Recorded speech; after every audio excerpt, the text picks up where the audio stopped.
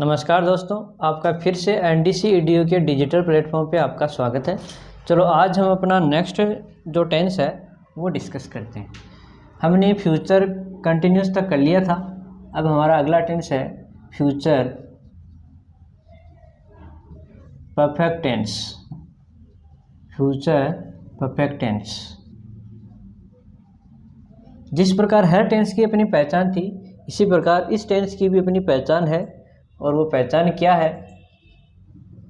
आपको याद होगा, प्रेजेंट परफेक्ट की पहचान थी चुका है, चुकी है, चुके हैं। पास्ट परफेक्ट की पहचान थी चुका था, चुकी थी, चुके थे। अब फ्यूचर परफेक्ट की पहचान होगी चुका होगा,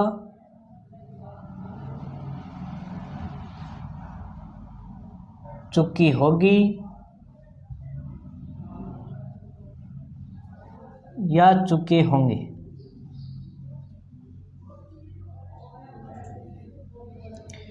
हेल्पिंग वर्ब की बात करें तो आपको याद होगा कि प्रेजेंट परफेक्ट की हेल्पिंग वर्ब थी हैज हैव। हैज आता था सिंगुलर सब्जेक्ट के साथ, हैव आता था प्लूरल सब्जेक्ट के साथ। पास्ट परफेक्ट टेंस की हेल्पिंग वर्ब थी हैड। उसमें सिंगुलर और प्लूरल का कोई रोल नहीं था। सिंगुलर सब्जेक्ट के साथ भी हेड आती थी और प्लूरल सब्जेक्ट के साथ भी हेड आती थी। अब बात करें फ्यूचर परफेक्ट टेंस की हेल्पिंग वर्ब है, तो इसकी हेल्पिंग वर्ब होगी, क्योंकि ये फ्यूचर टेंस है तो विल और शैल तो रहेगा ही है। विल और शैल। फ्यूचर सिंपल में सिर्फ विल और शैल था हेल्पिंग वर्ब के रूप में, और फ्यूचर कॉन्टिन्यूस में आगे इसके बी आ गया था, आपको याद होगा। हाँ, अब फ्यूचर परफेक्ट में क्या करेंगे, उस बी को हटा के क्या करना है, बस आगे हैव ऐड करना है। क्या करना है? हैव। तो इसकी हेल्पिंग वर्ब क्या हो गई? विल हैव या शैल हैव। आप तो जानते हो शैल हैव सिर्फ और सिर्फ आई और वी के साथ आता है, और बाकी जो सब्जेक्ट बच गए उनके साथ आपका विल हैव आ जाएगा। तो इसमें तो आपके कोई डाउट नहीं है। अब मेन वर्ब की बात करें तो अरे चूंकि ये परफेक्ट टेंस है, और परफेक्ट टेंस में तो सिर्फ एक ही मेन वर्ब आती है और वो है वर्ब की थर्ड फॉर्म। तो यहाँ पे आएगी वर्ब की थर्ड फॉर्म। अब देखो फ्यूचर परफेक्ट टेंस कब काम में आता है?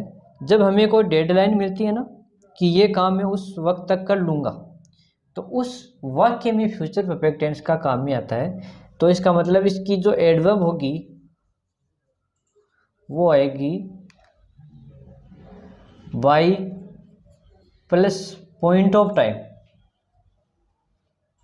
ये इसकी एडवर्ब है, और ये एडवर्ब आपके 10वीं बोर्ड के सवालों को सोल्व करने के लिए बढ़िया है कि बाई प्लस टाइम आता है, और वो टाइम पॉइंट ऑफ टाइम होता है, और ये टाइम भी फ्यूचर का ही टाइम होता है। ऐसे नहीं पास्ट का टाइम हो गया, तो ये टाइम भी क्या होता है? फ्यूचर का होता है। तो बात करते हैं हम इसके इस पॉजिटिव सेंटेंस की, तो कैसे करें।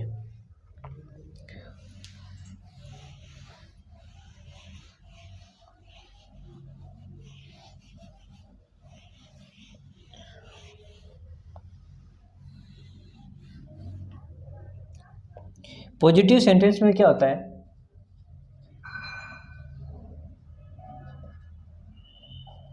पॉजिटिव सेंटेंस आप तो जानते हो, सबसे पहले सब्जेक्ट आता है, ये आ गया सब्जेक्ट, फिर हेल्पिंग वर्ब। हेल्पिंग वर्ब इसकी क्या है? विल हैव या शैल हैव। फिर क्या आती है? वर्ब की थर्ड फॉर्म। फिर आपका ऑब्जेक्ट अगर है तो आ जाएगा, अगर नहीं है तो कोई दिक्कत नहीं, लास्ट में फुल स्टॉप। बात करें हम नेगेटिव सेंटेंस की,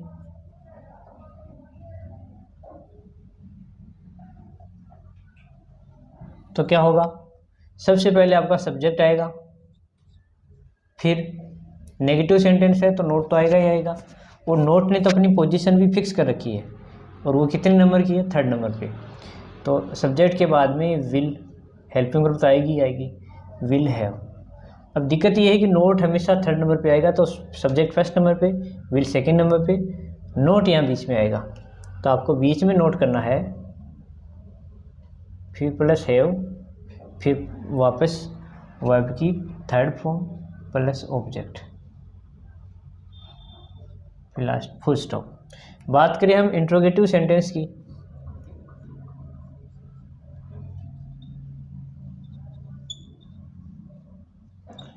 इंट्रोगेटिव सेंटेंस में क्या होता है, हेल्पिंग वर्ब सब्जेक्ट से पहले आती है। तो हेल्पिंग वर्ब ये थी विल हैव, तो सिर्फ विल आगे आएगा, तो क्या आएगा आगे, विल या फिर सेल आ जाएगा आगे, वो तो अकॉर्डिंग टू सब्जेक्ट आएगा, तो विल भी आ सकता है और सेल भी आ सकता है। विल प्लस फिर क्या आता है, आपका सब्जेक्ट आता है, फिर क्या आता है, फिर जो विल और सेल के साथ जो हैव मेन वर्ब थी जो बच गई है, ये आ जाएगी आपकी हैव। फिर क्या आएगा, फिर वर्ब की थर्ड फॉर्म और फिर ऑब्जेक्ट, फिर लास्ट में क्वेश्चन मार्क। बात करें हम इंट्रोगेटिव नेगेटिव सेंटेंस की,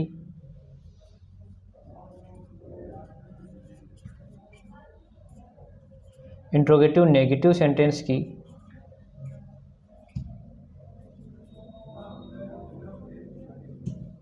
तो उनमें क्या होता है, विल सेल तो स्टार्टिंग में है ही, बस एक नोट ही तो आता है एक्स्ट्रा, तो विल सेल स्टार्टिंग में प्लस फिर आपका सब्जेक्ट प्लस आपका नोट थर्ड नंबर पे आएगा, तो यहाँ पे आ जाएगा नोट, फिर प्लस आपका है जो हेल्पिंग वर्ब बच गई थी ना हैव, हेल्पिंग वर्ब का दूसरा पार्ट है वो आ जाएगा, फिर लास्ट में वर्ब की थर्ड फॉर्म और ऑब्जेक्ट, फिर क्वेश्चन मार्क। इस तरह से आप पॉजिटिव सेंटेंस, नेगेटिव सेंटेंस और इंट्रोगेटिव सेंटेंस और इंट्रोगेटिव नेगेटिव सेंटेंस की स्ट्रक्चर है ये, आप ऐसे बना सकते हैं। बात करते हैं एक दो एग्जांपल्स की।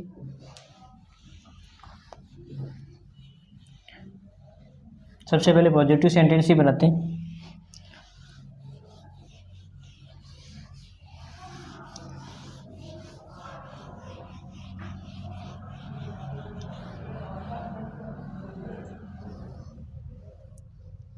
पॉजिटिव सेंटेंस में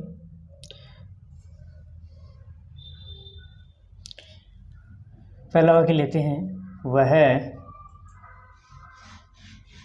2 बजे तक घर पहुंच चुकी होगी। देखो इसमें 2 बजे तक टाइम है, तो ये टाइम आगे का है, तो सबसे पहले सब्जेक्ट क्या है, सी। अब आप जानते हो फ्यूचर परफेक्ट टेंस है, हेल्पिंग वर्ब क्या आती है, विल सेल के साथ हैव आता है, तो विल सी के अनुसार विल हैव आएगा, तो विल हैव पहुंचना की क्या आती है, रीच, और उसकी थर्ड फॉर्म रीच्ड, कहाँ पहुंच चुकी, होम, घर पे, होम। अब देखो ये 2 बजे तक, अभी 2 बजे नहीं है, ये पॉइंट ऑफ टाइम है फ्यूचर का, तो बाई प्लस टाइम लगाते हैं, तो ये इस टेंस का खास बात है, बाई 2 o'clock, ये इस टेंस की खास बात है कि इसमें by plus point of time आता है, और ये फ्यूचर परफेक्ट टेंस में ही आता है।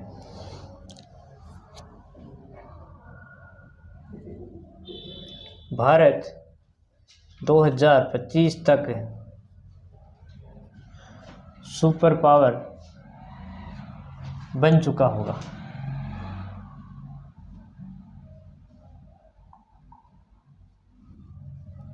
तो सबसे पहले सब्जेक्ट इंडिया, अब हेल्पिंग वर्ब की बात करें तो विल हैव, सेल हैव में से विल हैव आएगा, क्यों, क्योंकि सेल हैव तो सिर्फ आई और वी के साथ आता है, तो विल हैव। अब बनना की बिकम की सेकेंड फॉर्म बिकेम, और बिकम की थर्ड फॉर्म बिकम ही होती है, तो India will have become super power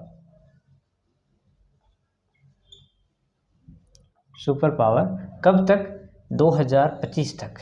तो आप जानते हो ये पॉइंट ऑफ टाइम है और बाई प्लस टाइम लगता है, तो बाई 2025।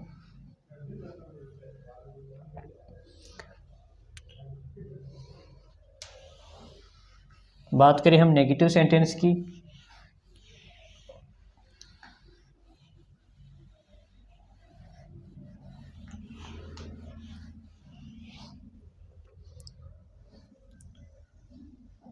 सीता शाम तक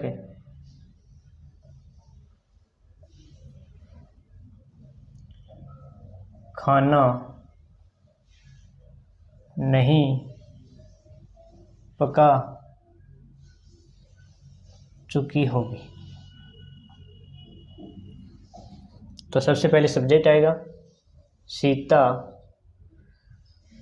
हेल्पिंग वर्ब विल हैव आएगा,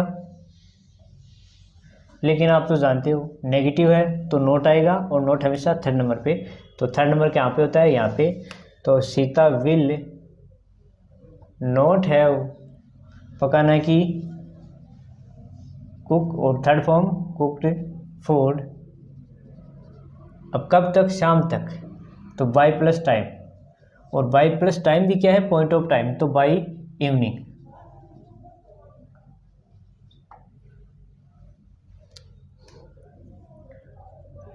वह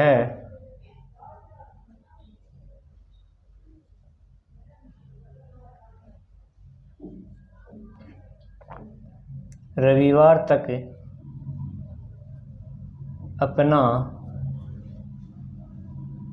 कार्य नहीं कर चुका होगा। तो सब्जेक्ट की बात करें तो सब्जेक्ट है यहाँ पे ही, और ही के अनुसार विल हैव में से विल हैव और शैल हैव में से विल हैव आएगा। तो विल और हैव, और आप तो जानते हो नहीं नेगेटिव सेंटेंस है तो नोट आएगा, नोट हमेशा थर्ड नंबर पे। तो ही विल नॉट हैव।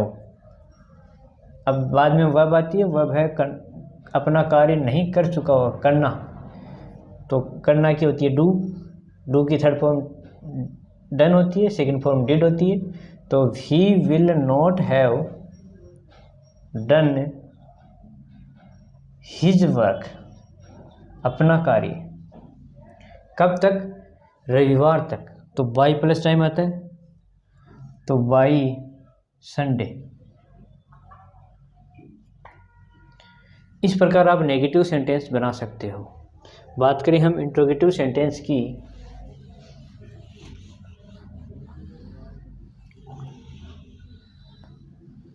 तो इंट्रोगेटिव सेंटेंस तो जानते हो आप कहाँ से स्टार्ट होते हैं? हेल्पिंग वर्ब से स्टार्ट होते हैं और WH वर्ड से स्टार्ट होते हैं। हेल्पिंग वर्ब से स्टार्ट होते हैं, उनका आंसर यस और नो में होता है, और जो WH वर्ड से स्टार्ट होते हैं उनका आंसर यस और नो में नहीं होता है।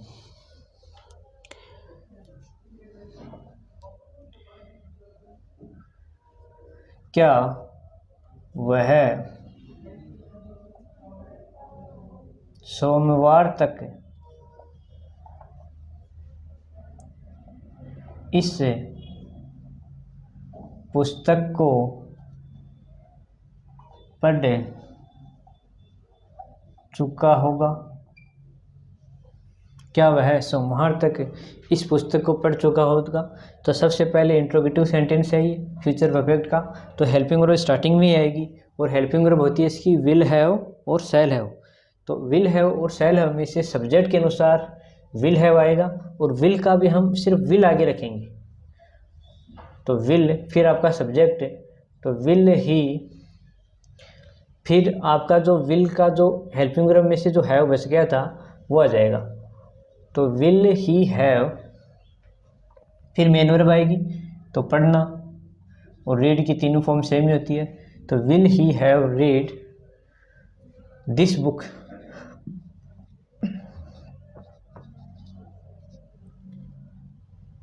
तो he will have read this book कब तक? सोमवार तक। तो बाय प्लस टाइम, तो बाय मंडे। लास्ट में question mark. Will he have read this book by Monday. बात करें हम इंट्रोगेटिव नेगेटिव सेंटेंस की, क्या सीता 2025 तक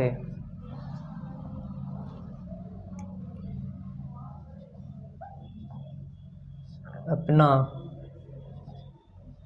कार्य नहीं कर चुकी होगी।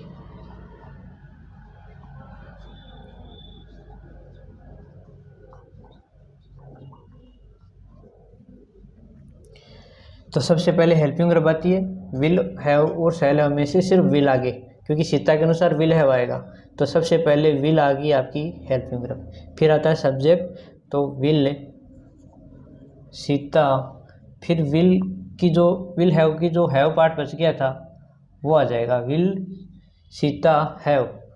फिर आपको पता है नेगेटिव है तो नोट आएगा, नोट थर्ड नंबर पे, तो विल सीता के बाद में यहाँ पे आना चाहिए थर्ड नंबर पे, तो will Sita note have, will Sita note have. अब मेन वर्ब की थर्ड फॉर्म करना की डन, डन अपना कार्य, तो सीता के अनुसार हर वर्क आएगा, हर वर्क कब तक, 2025 तक।